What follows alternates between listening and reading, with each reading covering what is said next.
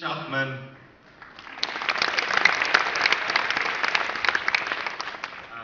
Kıskaça.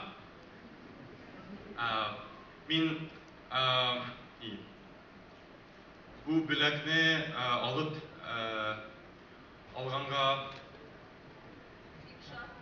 big shot hem gururlanam hem min sizning bilen de gururlanam. Çünkü min şit il kişisi olarak Tatar dilin öğrenip öğrenem. Şuna göre siz bunda Tatarstan'da Tatar dilinde söyleşiyorsunuz. Bunda karab min big şatlandım, big hiç şeksiz şatlandım.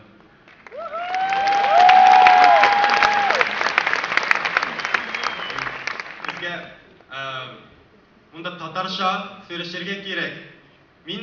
Menimce de Japonca big mühim.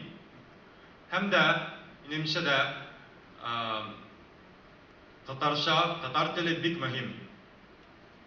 Çünkü Tatar dili aşağı min bunda big köp Tatar dostlarım bilen aralaşırga mümkün. Bu dilini bilsek, yana dünya için işekni açarga mümkün. Şuna göre siz de gururlanıp, üzegizinin bilen gururlanıp, üzegizinin dilin saklanıp, birge Tatar dilin saklanıp barik. Rahmet.